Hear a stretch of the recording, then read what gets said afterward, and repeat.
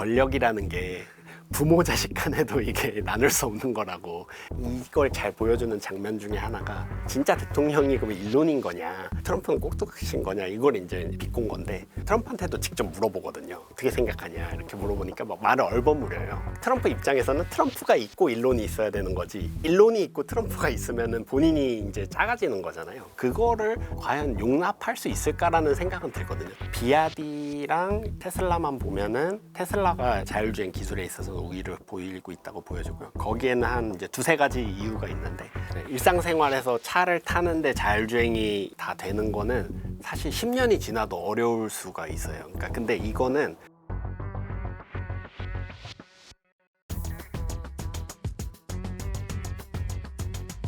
특별한 경제 강의 머니 특강. 안녕하세요 주식초등학교 여러분. 저는 오늘의 특강을 맡은 이재훈입니다. 말씀해주신 대로 트럼프 이제 2기가 시작이 됐고, 작년에 대선 이제 캠페인 때부터 계속 얘기했던 부분이 이제 미국 정부의 이제 부채 문제가 상당히 심각하다, 이런 얘기들을 많이 했었고요.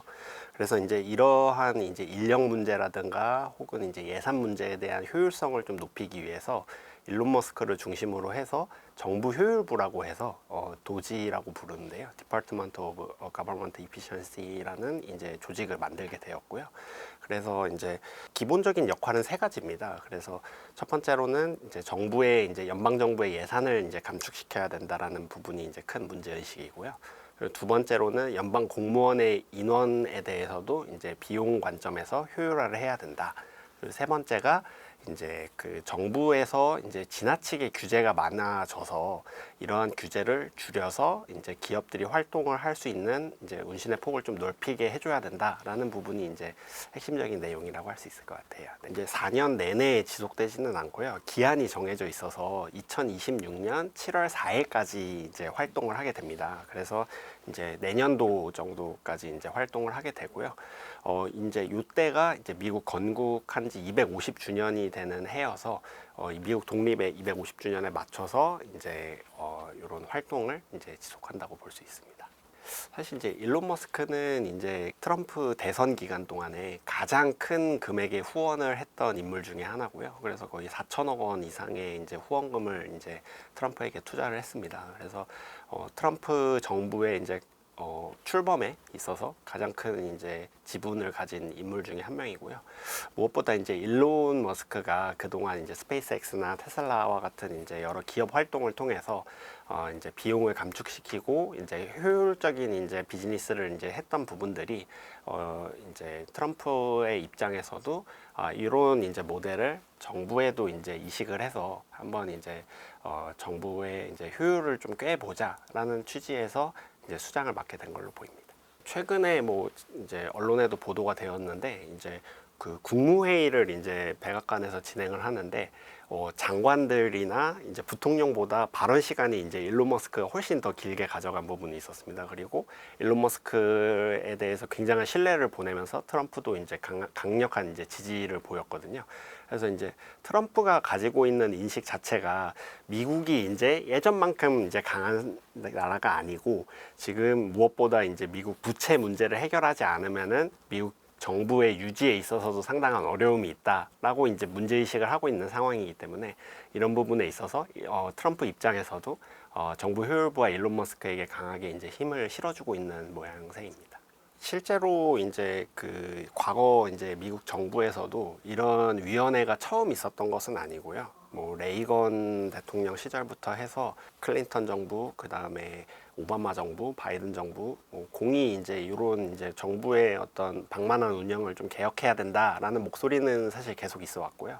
근데 이제 이런 것들이 사실 말씀해주신 대로 그 기업의 비즈니스와는 이제 결이 좀 다르기 때문에, 아무래도 정부에서는 이제 공공 서비스를 이제 안정적으로 제공을 하고 공공성을 확보하는 게 이제 중요한 임무다 보니까, 이런 것이 과연 이제 효율성의 잣대로만 이제 들이대는 게 맞냐? 라는 이제 비판의 목소리도 있습니다. 네. 미국에서도 이제 뭐 민주주의의 이제 기본 원칙이 이제 삼권 분립인데요. 그래서 이제 입법부와 행정부, 사법부의 이제 독립성을 보장을 하고, 그리고 또 무엇보다 중요한 거는 새 기관이 서로 이제 균형과 견제를 할 수 있는 게 이제 굉장히 중요한 부분입니다. 근데 지금 이제 일론 머스크의 이제 행보가 굉장히 조금 공격적으로, 왜냐하면 이제 시한이 정해져 있다 보니까 줄여야 할 비용은 상당히 많거든요. 이미 뭐 이제 1조에서 2조 달러 이상의 이제 비용을 감축시키겠다라고 이제 공언을 한 상태에서 이제 한 1년여 동안 이 활동을 통해서 이제 성과를 보여야 되는 상황이기 때문에 하루하루 이제 굉장히 좀 이제 급진적으로 조금 이제 진행을 하고 있고요.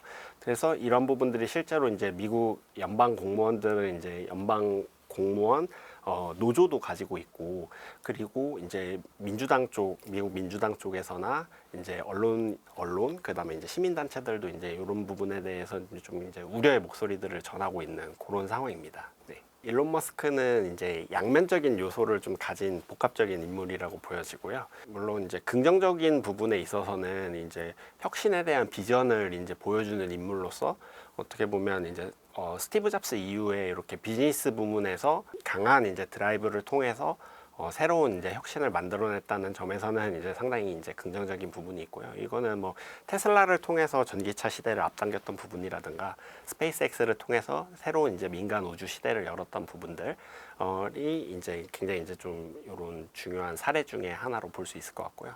다만 이제 우려스러운 부분은 다소 이제 충동적인 좀 기질이 있습니다. 그래서 뭐 잘 아시는 것처럼 트위터, 그 지금 X죠. 그래서 X 플랫폼을 통해서 끊임없이 트윗을 하면서 굉장히 좀 즉흥적인 모습이라든가 본인의 이제 반대되는 목소리가 있으면은 그걸 이제 받아들이지 않는 성격을 좀 가지고 있어서 이런 이제 충동성이 과연 이제 기업 운영을 하는 데 있어서는 본인의 이제 어떤 리더십을 가지고 이제 운영을 하고 그것을 이제 시장에서 평가받는 그런 자리에서는 일정 부분 성과를 거뒀지만 과연 이게 이제 연방 정부와 같은 이 공공 부문에서도 실제 작동할 것이냐, 이런 것에 대해서는 이제 상당히 좀 의문이 가져지는 상황인 것 같습니다. 그러니까 일론 머스크도 이제 이게 별정직으로서 참여를 하고 있는 거고, 이제 연방 조직의 정식으로 이제 장관이 되려면은 그 상하원의 이제 그 동의를 받아서 정식으로 이제 법을 개정을 해서 공식적인 연방 정부의 조직으로 들어와야 되는데, 그렇게 하려면 상하원의 이제 의결 절차도 거쳐야 되고 시간이 상당히 오래 걸리니까 이게 지금 이제 일론과 트럼프의 입장에서는 지금 하루가 지금 급한 상황이고, 이제 도지 같은 경우에도 활동 시한이 이제 내년도 이제 7월까지로 딱 정해져 있다 보니까 하루하루 지금 이제 줄여야 되는 이제 비용에 이제 이제 압박이 있다 보니까 이제 별외로 이제 그 일종의 별정직처럼 이제 백악관 직속으로 이렇게 좀 활동을 하고 있는 상황이고요. 그래서 일론 같은 경우에도 이런 이제 자기가 비즈니스를 원래 사업을 하는 사람인데 이렇게 지금 어떻게 보면 정치인처럼 이렇게 활동하는 것에 대해서 비판의 목소리가 있다는 걸 잘 알고 있고요. 그리고 이제 저희가 잘 알고 있는 것처럼 이제 테슬라라든가 이제 뭐 스페이스X와 같은 여러 이제 비즈니스의 활동들이 연방 정부와 계약을 맺은 경우도 굉장히 많고요. 실제로 이제 좀 중요한 이제 시점에서 이렇게 투자를 받거나 아니면 대출을 대규모로 받아서 이렇게 성장에 도움이 됐던 사례들이 많기 때문에 어떻게 보면은 본인이 이제 정치적인 권력을 쥐고 있으면서 이렇게 사업을 같이 가져가는 거에 대해서 부담을 굉장히 느끼고 있는 것 같아요. 그래서 트럼프나 이제 일론 같은 경우에도 이제 공식적인 발언으로는 이러한 부분에 있어서 이제 이해관계에 얽힘이 없도록 하겠다라고 이제 공언은 하고 있지만, 현실적으로 이제 일론이 지금 어떻게 보면 그 정부 효율부의 활동을 하기 위해서는 기본적으로 정부에서 들어오고 나가는 돈에 대한 모든 데이터를 봐야 되거든요. 그래서 앞서서 이제 취임 초에 이제 2025년 1월에 처음에 했던 일 자체가, 트럼프 2기가 출범한 처음 일론이 했던 일 자체가 미국 재무부와 그다음에 미국 총무부에 있는 정부 그 지출과 세입에 대한 내용들을 이제 데이터를 확보하는, 그게 이제 가장 큰 이제 어떻게 보면 활동의 시작이었거든요. 왜냐면은 우리가 돈이 어디서 들어오고 어디로 나가는지를 알아야 어디서부터 줄여야 될지를 알 수 있잖아요. 그래서 이제 그런 활동을 계속 했었고요. 그래서 이런 지금 영향력이 이제 과대하게 이제 좀 확대되는 것에 대해서 이제 상당히 이제 경계의 목소리도 나오고 있는 그런 것이 지금 좀 맞물려 있는 상황이라고 볼 수 있을 것 같습니다. 권력이라는 게 부모 자식 간에도 이게 나눌 수 없는 거라고, 옛날에 막 역사를 보면은 막 왕위를 막 물려주고 막 이럴 때도 막 부자들 간에 막 싸우기도 하고 막 그러는 게 이제 권력이고 형제들 간에 싸우기도 하는 게 권력인데 약간 두 개의 태양이 있을 수 있을까? 이런 생각이 들기는 해요. 그러니까 무슨 말이냐면은 이걸 잘 보여주는 장면 중에 하나가 타임지에서 그 일론 머스크를 약간 워낙 이제 도지를 통해서 많은 활동을 하고 있다 보니까 일론이 백악관 그 오벌 오피스의 그 책상 그 결단의 책상이라고 불리는 그 대통령 집무실에 있는 책상에 앉아 있는 게 이제 커버 스토리 사진으로 실린 적이 있었고, 그러니까 진짜 대통령이 그러면 일론인 거냐, 트럼프는 꼭두각시인 거냐, 이걸 이제 약간 이제 비꼰 건데, 그거를 이제 기자들이 이제 그 트럼프한테도 직접 물어보거든요. 이거 사진 봤냐? 이거 어떻게 생각하냐? 이렇게 물어보니까 막 말을 얼버무려요.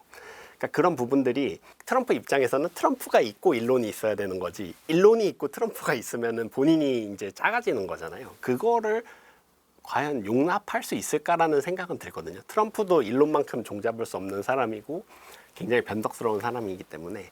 그렇지만 지금 현재 시점에서는 일종의 서로의 이해관계가 맞아서 전략적인 동맹을 맺은 상태이기 때문에, 그리고 본인 두 사람이 생각하는 어떤 미국에 대한 문제 인식이나 미국이 가진 문제를 어떻게 해결할 것인 거에 대한 이제 접근법이 서로 이제 맞는 상황이라서 단기적으로는 계속 갈 수 있을 거라고는 보는데, 이게 과연 장기적으로 트럼프 임기 4년 내내 지속될까라고 하면은 그건 조금 약간 부정적인 것 같습니다.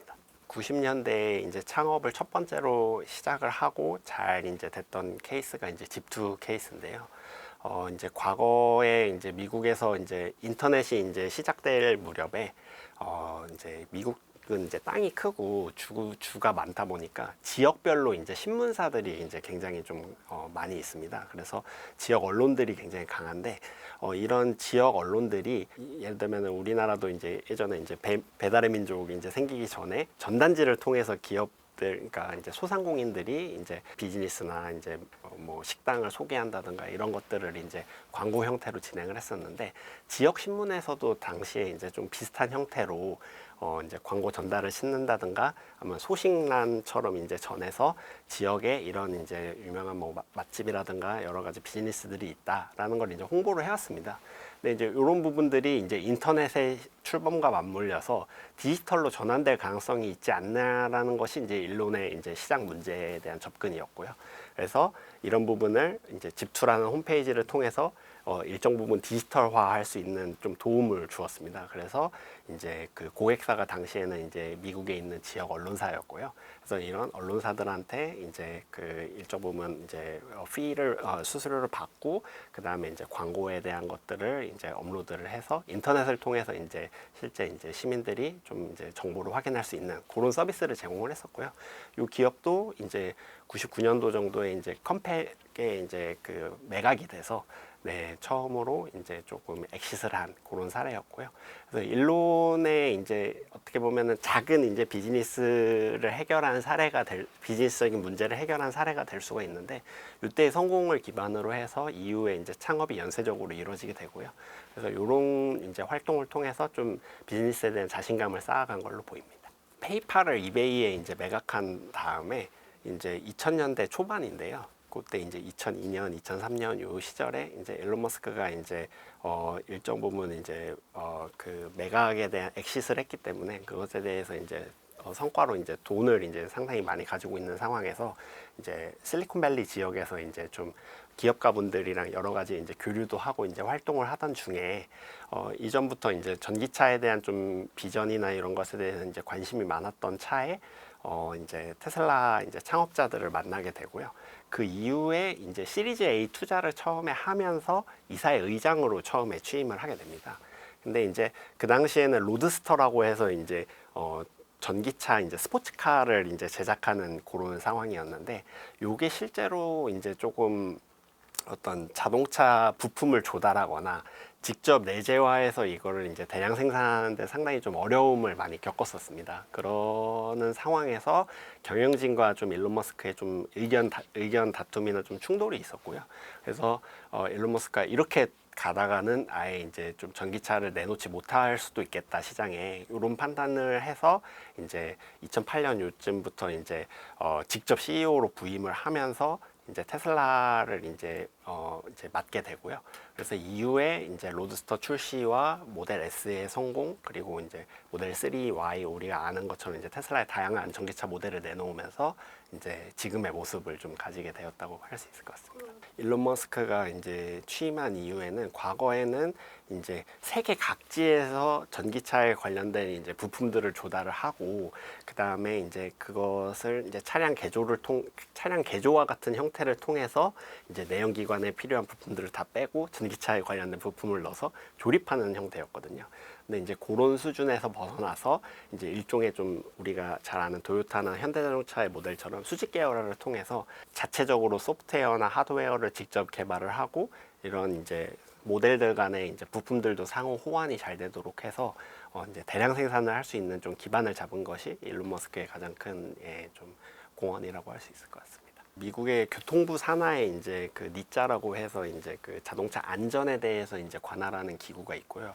여기가 이제 뭐 자동차 업계에서는 저승사자로 불릴 만큼, 왜냐면 리콜에 대한 거를 이제 부여할 수 있는 권한을 가지고 있습니다. 그래서 차량의 안전성에 대해서 이제 검사를 하고, 이런 것에 대해서 일정 부분 이제 인증을 해주는 형태로 이제 작동하는 이제 기관이기 때문에 상당히 강한 파워를 가지고 있고요.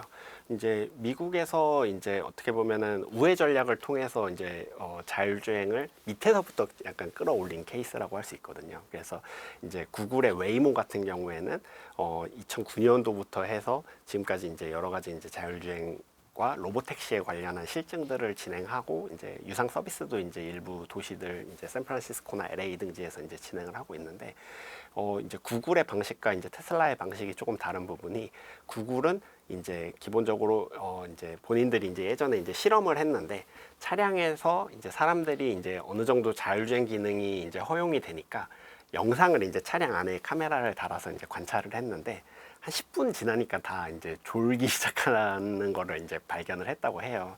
그래서 이제 구글의 입장에서는 이런 운전이라는 행위를 사람한테 맡기는 것보다는 기계한테 맡겨서 오히려 좀 안전성을 담보를 하는 게 오히려 사람의 어떤 휴먼 에러로 인한 교통사고를 막을 수 있다라는 이제 관점을 이제 갖게 되고요.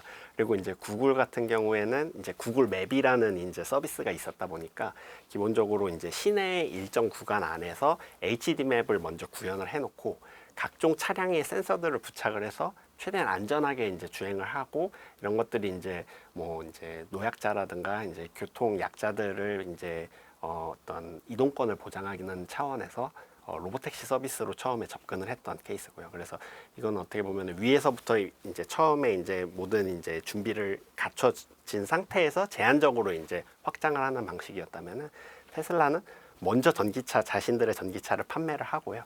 그리고 이제 오토파일럿이라는 이제 소프트웨어를 통해서 본인들이 이제 카메라 8대로 이제 작동을 하게 되는데, 퓨전 센싱이라 그래서 센서들 간의 이제 그 데이터를 이제 종합하는 소프트웨어를 자체적으로 개발하고, 이걸 이제 AI 기술을 활용해서 최적화하고 이제 학습을 해서 이제 개선시키는 그런 형태로 이제 접근을 계속했습니다. 그래서 이후에는 FSD라는 이제 옵션을 통해서도 이러한 이제 활동을 계속하고 있고요.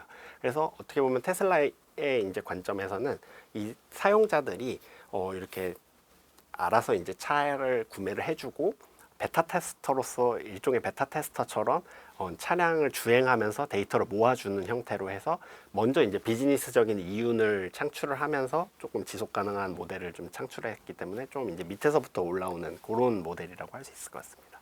그 이제 스페이스X 같은 경우에는 이제 2002년도 경에 이제 창업을 그러니까 일론 머스크가 직접 했었고요. 이제 테슬라에 이제 관심을 갖게 된 시기와 이제 유사한데, 이 스페이스X라는 팀은 우주에 굉장히 좀 진심인 팀이고, 진짜 화성에 진짜 가야 된다, 인류의 어떤 안전을 위해서 지구에만 있기에는 너무 위험하다라는 생각을 진짜로 이제 품고 있는 사람들입니다. 그래서 우주 로켓을 이제 기존에 이제 국가 주도로 이제 많이 진행을 했었고, 미국과 소련의 이제 우주 경쟁이라든가, 최근에는 이제 중국도 이제 여기에 가세해서 국가 주도의 이제 우주 개발이 이제 주를 이루었는데, 이렇게 된 이유는 이제 미사일처럼 로켓이 사용될 수 있는 이제 안보적인 이유도 있겠지만은, 기본적으로 우주 개발과 탐사에는 많은 비용과 이제 오랜 시간이 투자가 되기 때문에 이걸 민간 기업에서 수행하기에는 쉽지 않다라는 게 일반적인 이제 기조였습니다. 근데 일론 머스크 같은 경우에는 그런 부분에 대해서 이게 충분히 이제 가격을 낮추면서 효율적으로 이제 발사할 수 있는 방법이 있을 거라는 생각을 했던 것 같고요. 그래서 실제로 이제 그 초기에는 이제 우주 로켓을 이제 직접 개발하는 것에 대해서 이제 타당성을 이제 검토하기 위해서 러시아에 가서 이제 소유주 로켓을 본인들이 이제 활용할 방법은 없는지에 대해서도 검토를 했었는데, 이제 러시아 측에서 이제 상당히 좀 이제 관료주의적으로 이제 뭐 이제 조금 뭐랄까요, 허들도 있었고, 그다음에 이제 비용도 상당히 좀 높게 불렀다고 합니다. 그래서 일론 머스크가 돌아오는 비행기 안에서 직접 이제 원가 계산을 해보니까 이거는 지금 이 구조보다는 훨씬 싸게 본인들이 제작할 수 있겠다는 좀 확신을 가지게 됐던 것 같고요. 그리고 기존에 이제 나사나 미국 쪽에서 이제 우주 탐사나 로켓 발사에 이제 많이 참여했던 엔지니어들을 전문가 집단을 모아서 타당성 검토를 할 때 뭐 어떤 모델로 해야 이 이제 비용을 낮출 수 있을까라고 했을 때 나왔던 아이디어가 이제 예전에 이제 컨셉으로만, 이론상으로 컨셉으로만 존재했던 로켓의 재사용에 대한 것이었습니다. 그래서 이 로켓을 만약에 다시 1단 로켓을 발사하고 회수를 만약에 할 수 있다면은 이 발사 비용을 이제 획기적으로 낮출 수 있겠다는 생각을 했던 것 같고요. 그래서 이제 요 팔콘 로켓이라는 것을 통해서 요런 이제 프로젝트를 계속 진행을 했었고, 이제 스페이스X도 처음부터 이게 이제 잘 됐던 건 아니고요. 팔콘 1 같은 경우에도 3번 발사 실험을 했는데 다 연거푸 실패를 해서 파산 위기까지 갔다가 이제 4번째 발사에서 극적으로 성공을 하면서 이제 조금 이제 재기할 수 있었거든요. 그래서 그런 부분들도 있었고요. 그 다음에 최근에 이제 스타쉽이라 그래서 이제 화성에 이제 가기 위한, 그리고 달 탐사를 위한 대용량의, 그러니까 큰 로켓을 이제 발사를 해서 화물과 사람을 더 많이 실어 나를 수 있는 한 번에 그런 이제 로켓도 이제 계속 실험을 하고 있고요. 이제 지금도 이번에 이제 8차 발사를 앞두고 있는데, 이것도 지금 이제 약간 기술적인 이슈가 있어가지고 이제 하루 이틀 좀 미뤄지고 있는 상황인데, 이런 경우에도 처음부터 이제 발사가 이제 원활했던 건 아니고요. 1차, 2차, 3차 때 보면은 이제 뭐 4분 만에 로켓이 폭발하기도 하고, 뭐 발사한 지 한 8분 만에 폭발하기도 하고, 이런 이제 상황들이 벌어지는데, 이런 것에 대해서도 일론 머스크는 이것 자체가 다 이제 데이터를 쌓는 과정이고, 우리는 요 앞선 발사에서 잘못됐던 부분들이나 에러가 났던 부분들을 수정을 빠르게 해서 개선을 하면 된다라는 입장을 가지고 있습니다. 그래서 이렇게 스타쉽을 한번 발사할 때마다 보통 이제 한 1000건 이상의, 1000개 이상의 이제 에러들을 수정한다고 해요. 그래서 굉장히 빠른 속도로 이제 개발자들이 붙어서 이런 이제 현재 가지고 있는 문제들을 해결하고 빠르게 해결해서 빠르게 이제 적용시키는 그런 방식을 스페이스X는 취하고 있고요. 그리고 이제 앞서 말씀하신 이게 미국 연방항공국 FAA 같은 경우에는 아무래도 이제 공공의 이제 안전을 이제 중요시해야 되고, 로켓 발사라는 게 기본적으로 뭐 가스나 이런 불이 붙기 쉬운, 이제 폭발하기 쉬운 이제 폭발을 위해서 사실은 이제 연료를 싣는 거고요. 강한 추진력을 내야 되니까요. 근데 이제 그런 부분에 있어서 이제 위험에 대한 요소가 없는지, 이제 그리고 주변의 환경에 미치는 영향이 없는지에 대해서 이제 면밀하게 이제 조사를 하고, 그 이후에 이제 안전성을 담보한 이후에 이제 허가를 내주는 전통적인 방식을 취하고 있었고요. 근데 이제 일론 머스크 입장에서는 빨리 이거를 이제 시도를 해서 시험 발사를 빠르게 하고 이를 이제 개선할 수 있는 포인트로 또 삼아야 되는데, 이 허가를 하나하나 받는 게 너무 오래 걸리다 보니까 이런 거에 대해서 이제 X 트위터를 통해서 이제 상당히 좀 이제 원색적인 이제 비난도 많이 하고 했었습니다. 중국의 이제 경우에도 2014년도에 이제 중국 국무원에서 이제 민간 우주 발사에 대한 어떤 허용을 좀 해줍니다. 그래서 민간 부문의 이제 혁신을 이제 그 로켓 발사의 영역에도 이제 도입을 하기 위해서 이제 스타트업들이, 이제 중국의 스타트업들이 우주 발사를 하는 것에 대해서 이제 허용을 해주고요. 그 이후에 이제 10여 년이 흐른 지금은 이제 그 중국의 여러 이제 스타트업들도 이제 스페이스X 모델을 이제 참고를 해서 재사용 가능한 로켓들을 이제 시험 발사를 하고 있는 단계고요. 다만 지금 이제 스페이스X 같은 경우에는 벌써 이렇게 지금 로켓 산업에 지금 우주 산업에 종사를 한 지가 20년이 넘은 상태고 나사와의 이제 계약을 통해서도 다양한 위성에 대한 발사라든가 뭐 이제 그 이제 드래곤 유인 우주선을 통해서 사람을 이제 ISS 이제 국제 우주 정거장에 보낸다든가 이런 활동들을 계속 해오고 있거든요. 그래서 실제로 비즈니스 영역에서 이렇게 의미 있게 재사용 로켓을 이제 활용하고 있는 기업은 스페이스X 정도로 꼽을 수 있을 것 같고요. 뭐 지금 현재 테스트 수준에서 하고 있는 기업들은 상당히 많습니다. 미국에서도 이제 아마존으로 잘 알려져 있는 그 제프 베조스 같은 경우에도 사실 스페이스X보다 먼저 블루 오리진이라는 기업을 창업을 해서 이제 우주 발사에 대해서 이제 여러 가지 이제 실험도 하고 준비를 하고 있고요. 다만 이제 블루 오리진 같은 경우는 현재 수준에서는 이제 지상에서 한 100km 상공에 있는 우주의 경계선까지 잠깐 가서 무중력을 한 10분, 15분 정도 체험하고 내려올 수 있는 우주 관광의 형태로 이제 이런 서비스를 제공하고 있고요. 아직 이렇게 이제 재사용 로켓을 활용해서 본격적으로 이제 비즈니스를 창출하고 있지는 못한 상태입니다. 예, 맞습니다. 그래서 그 이제 1년에 한 번씩 이제 각 국가별로 이제 어느 정도 몇 번 정도 이제 로켓 발사를 했는지 이제 카운팅을 하게 되는데요. 미국이 당연히 이제 독보적으로 좀 앞서 있고요. 2등이 이제 중국인데, 이제 미국의 이 우주 로켓 발사의 대부분을 차지하고 있는 게 스페이스X고요.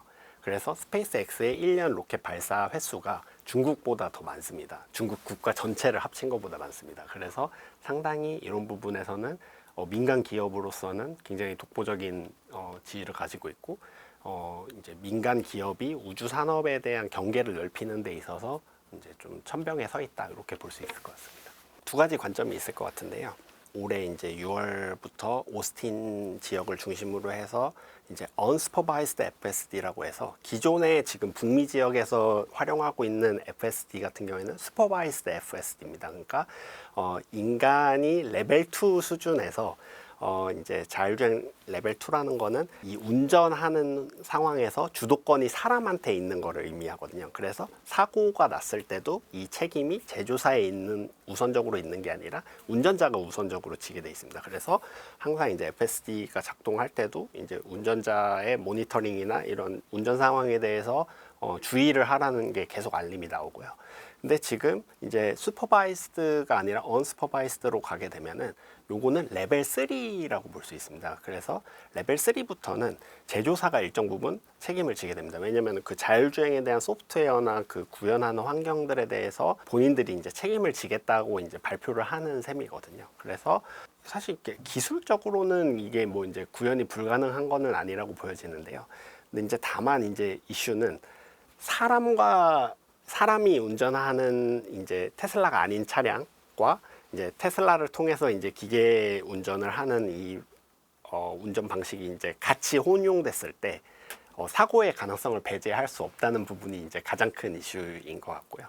그래서 자동차라는 거는 사실 안전이 제일 중요한 거다 보니까 그런 부분에서 이제 조금 걱정해 하는 이제 목소리들이 또 나오고 있는 상황이고요. 이제 테슬라 같은 경우에는 앞서서 이제 지금 이제 2025년 6월부터 하는 이 unsupervised FSD 같은 경우에는 최근에 있었던 그 24년 4분기 이제 실적 발표에서 이제 일론이 발표를 했던 부분이었고요. 그리고 앞서서 로보택시 관련해서도 이제 2024년 10월 10일에 이제 위 로봇 행사를 통해서 사이버캡 컨셉카를 발표를 하고 이 차량을 25년도, 26년도부터 이제 양산을 해서 26년도부터는 본격적으로 웨이모 택시처럼 이렇게 공급을 하겠다. 그리고 이것을 일론이 생각하는 이 차량 공유 혹은 이제 로보택시에 대한 컨셉은 사용자가 이제 테슬라 차량을 구매하게 되면은 차량을 실제 운전하는 시간은 우리가 한 1% 내외거든요. 한 90% 이상은 거의 주차가 돼 있는 상태이기 때문에 이것을 이제 낭비라고 생각을 했던 것 같고요. 그래서 내가 사용하는 시간이 아닐 때는 이 차량을 이제 로보택시처럼 활용하자라는 게 일론의 기본적인 로보택시에 대한 관점입니다. 그래서 테슬라 같은 경우에도 이제 그 사이버캡 택시를 통해서 이거를 우버와 같은 이제 택시 사업자들한테 판매를 해서 로보택시 수익을 얻을 수도 있겠지만 기존에 판매했던 모델 3나 모델 Y와 같은 차량에서 FSD 기능을 사용하고 있을 때 이거를 이제 로보택시 서비스와도 연동해서 마치 이제 택시 앱처럼도 쓸 수 있게 하겠다라는 이제 구상을 가지고 있는 것 같습니다. 이게 이제 어떤 제한된 환경과 조건에서 이제 자율주행 서비스를 지금 시행하느냐에 따라서 조금 다를 수 있는데요. 저도 이제 1월에 실리콘밸리랑 이제 샌프란시스코 갔을 때 이제 우버 택시를 통해서 이제 FSD 테슬라 차량의 FSD를 이제 간접적으로 체험을 해보기도 하고, 그다음에 이제 웨이모, 구글 웨이모 이제 로봇 택시도 타봤거든요. 웨이모 택시 같은 경우에는 이제 레벨 4 정도의 이제 수준인데 운전자가 일단 자리에 없고요.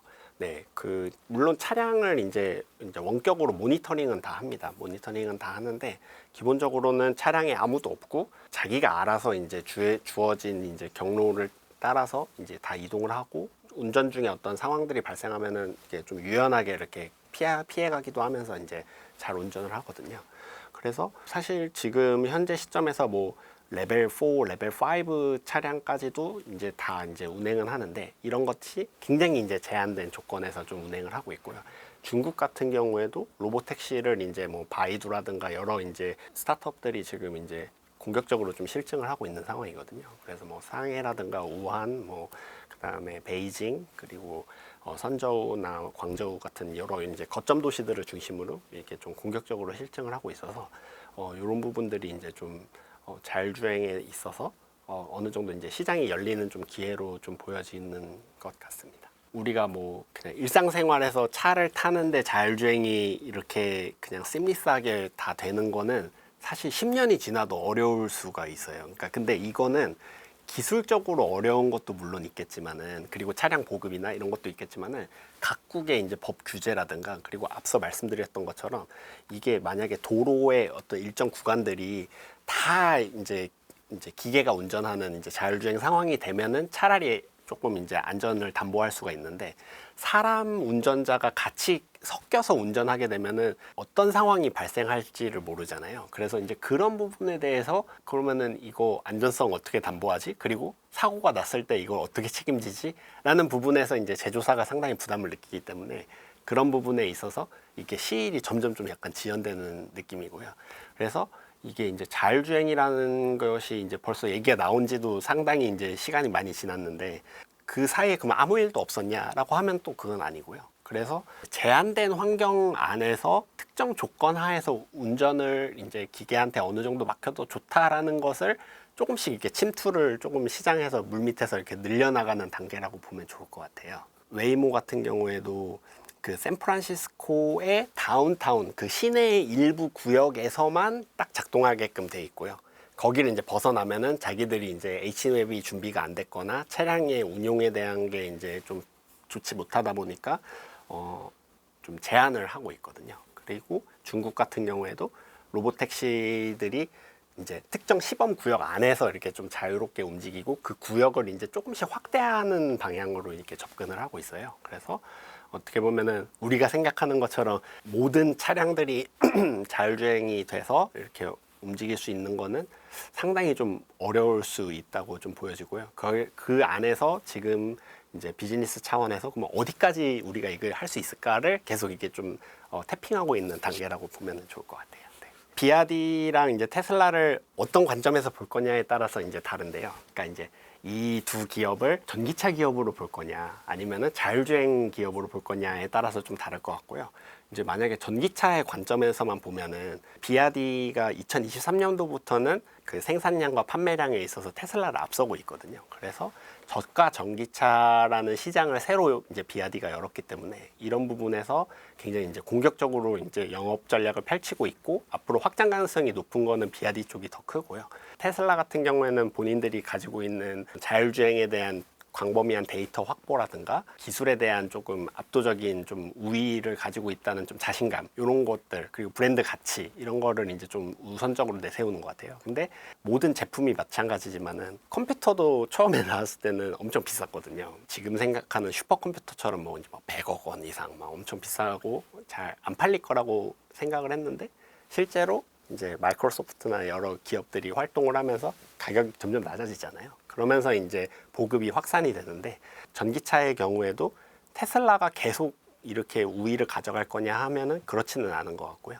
왜냐면은 시장에서 계속 도전이 많아지고 중국에서는 이제 비용을 낮춰서 이제 접근하는 것이 가능하다 보니까 이런 부분에서 테슬라가 지금 조금 위기를 가지고 있는 것도 사실이고요. 그래서 어떻게 보면은 테슬라도 이제 저가형 모델이라고 해서 이제 모델 2나 Q로 이제 저희가 부르는데 한 25,000달러 이하의 이제 전기차를 내놓겠다, 이런 계획을 밝히는 것도 비아디나 중국의 여러 이제 전기차 기업들이 이제 굉장히 공세적으로 이제 가격을 낮추다 보니까 그런 부분에 대한 좀 대응이라고 볼 수 있을 것 같습니다.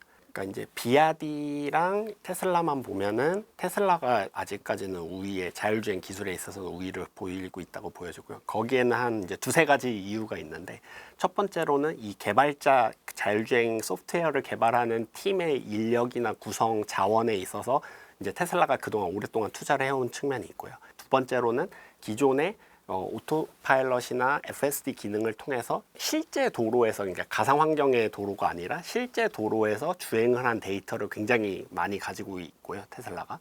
그리고 세 번째가 소프트웨어의 개발에서만 이제 집중을 하는 게 아니라 본인들이 이제 AI를 통해서 연산을 이제 효율적으로 하려면은 엔비디아의 GPU 같은 경우에는 일종의 좀 범용 칩 같은 거거든요. 그래서 가격도 물론 비싸지만은 기본적으로 이제 본인들이 원하는 딱 그 특정 연산들, 자율주행의 훈련을 위해서 필요한 기능들과 목적만을 수행하는 좀 전용 칩들이 필요하거든요. 그런 걸 실제 이제 그 도조 컴퓨터라는 거를 만들었고, 그리고 거기에 들어가는 D1 칩이라는 것도 직접 이제 설계를 해서 TSMC로부터 이제 공급을 받고 있거든요, 테슬라가. 그런 부분에서 강점이 있다고 할 수 있고요. 근데 이제 약간 서로 이제 강점과 약점을 동시에 가지고 있는 게, 테슬라 같은 경우에는 FSD를 북미에서만 지금 하고 있거든요. 그래서 이 부분이 이제 중국에서는 이제 데이터를 모아도 중국에서 반출을 못합니다, 데이터를. 그러니까 이 AI 학습을, FSD 학습을 시키려면 미국으로 데이터를 보내야 되거든요.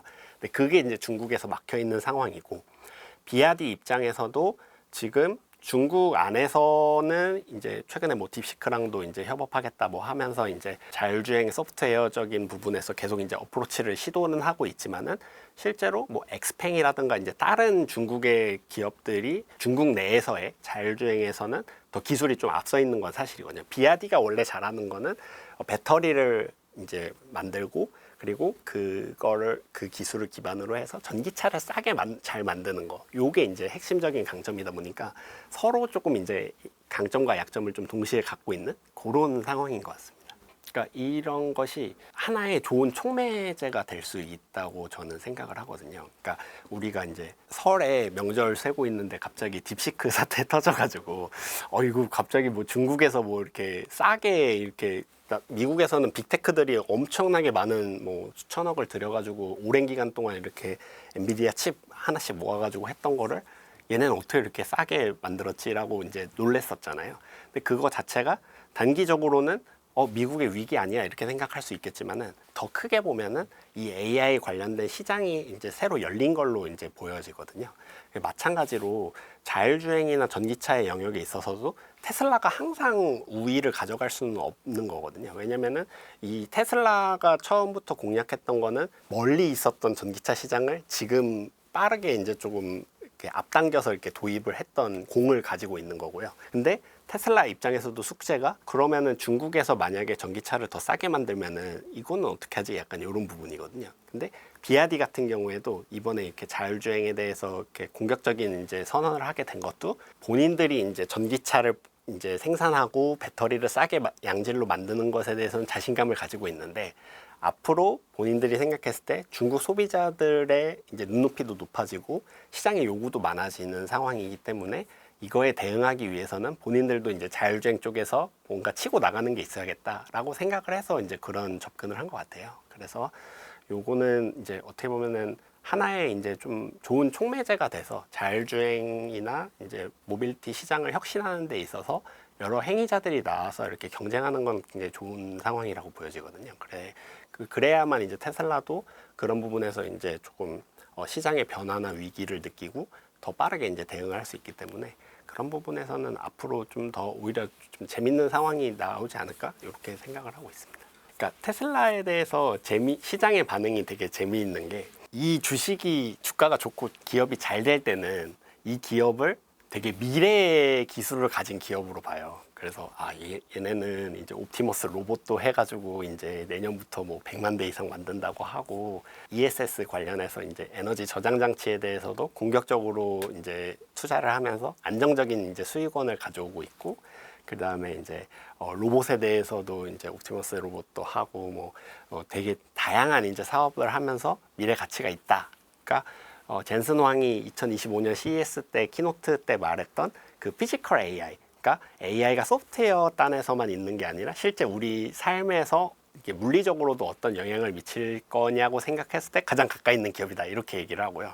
만약에 테슬라 주식이 좀 안 좋은 시기에는 뭐 지금도 좀 안 좋은데 그럴 때는 이 기업이 이제 전기차 기업이 돼버리는 것 같아요. 그래서 얘는 전기차 기업인데 실질적으로 돈을 진짜 생산하고 그러니까 뽑아내고 있는 거는 전기차 영역에서 하고 있는데 그 부분에서 중국 기업들의 이제 공세가 거센 상황이고 테슬라도 부진한 상황인데 지금 일론 머스크가 정치 활동을 하면서 이미지가 안 좋아져서 유럽에서 차도 안 팔리고 이러니까 테슬라 안 좋은 거 아니야? 이렇게 접근을 하게 되는 것 같아요. 그래서 이 기업을 밸류에이션이라고 하죠. 그러니까 이 가치를 어디까지 볼 거냐고 했을 때 이제 로봇이나 이제 다른 영역의 이제 사업 부분에 있어서 AI적인 부분에서 가치를 보게 된다면은 밸류에이션 더 높게 칠 거지만 근데 여기서도 유의할 부분은 일론은 항상 그 시간이 좀 오래 걸립니다. 일론 타임이라 그래가지고 자기가 말한 그 시점까지 못하고 꼭 이렇게 점점 지연되는 그 성향이 있거든요. 자율주행도 뭐 벌써 한 5, 6년 전부터 뭐 언제까지는 할 거다 했는데 매번 계속 지연되었거든요. 그래서 그런 부분에서 조금 이제 유의를 할 필요는 있다고 생각을 합니다. 스페이스X 같은 경우에는 상장사는 아니고요. 근데 이제 테슬라의 그 엔지니어들이랑 그 스페이스X의 엔지니어들이랑 교류를 되게 많이 하고 기술적인 협업을 많이 하는 거는 사실이고요.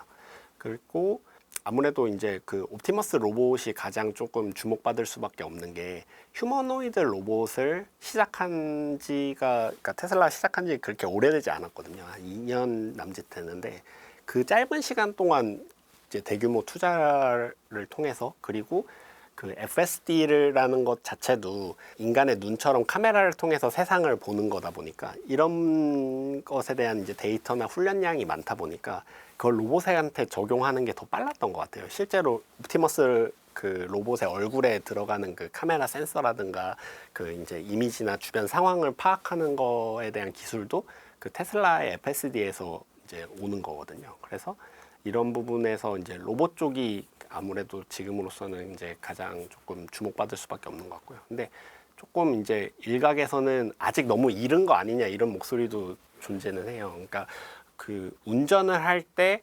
차가 이제 안전하다고 느끼는 그런 이제 그 여러 가지 상황들을 판단하는 그 데이터보다 실제 일상생활에서 물건을 짚고 뭔가 공장에서 뭐 이렇게 물건을 짚고 하는 것들에 대한 데이터는 실제로 한 10배 이상 더 많이 필요한 거 아니냐 데이터가. 그리고 실제 지금 일론이 옵티머스 로봇을 파일럿으로 이제 테슬라 공장에서도 이제 운용은 하고 있는데 그런 수준이 굉장히 좀 낮은 수준이기는 해요. 그러니까 뭐 볼트 너트 이렇게 들고 한 군데에서 다른 곳으로 이제 이동한다든가 이 정도 수준이다 보니까 이게 진짜 돈이 돼? 이게 투자한 만큼 정말 돈이 되는 거야? 라는 부분에서는 약간 의문의 이제 목소리도 이제 동시에 공존하고 있는 것 같아요. 최근에 이렇게 좀 그 밸류에이션이 이제 시장에서 좋은 평가를 테슬라가 못 받는 것도 그런 부분이 이제 작용을 하고 있는 게 있는 것 같고요.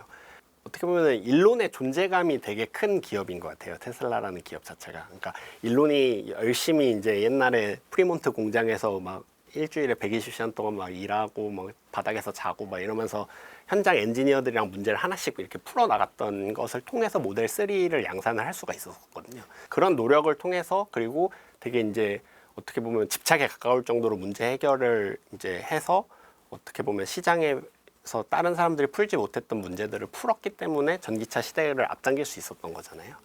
근데 동시에 이제 일론 자체가 또 이제 리스크가 되기도 하는 것 같아요. 워낙 이 사람이 종잡을 수 없는 사람이고 그리고 앞으로 이렇게 정치적인 행보를 이제 약간 과격하게 계속했을 때 사업적으로는 사실 좋을 게 없는 상황이기는 하거든요. 그리고 전기차 부분에 있어서도 원래 이제 일론이 마스터 플랜을 통해서 계속 이제 우리 기업은 이런 식으로 나아가겠다라는 거를 공표를 하는데, 지속 가능한 에너지의 순환을 위해서 전기차를 1년에 2천만 대 이상 생산을 하겠다고 공언을 했는데, 지금 시점에서는 그거에 대해서는 약간 후퇴한 모습이기는 하거든요. 이런 한 200만 대 남짓한 그 수준에서 10배 이상을 더 이제 생산을 해야 되는데, 과연 이걸 시장에서 그러면은 2천만 대를 생산한들 받아주겠냐, 그런 목소리도 나오고 있는 상황이어서, 그런 부분들이 이제 해소가 되려면은 결국에는 세계 최대의 자동차 시장이자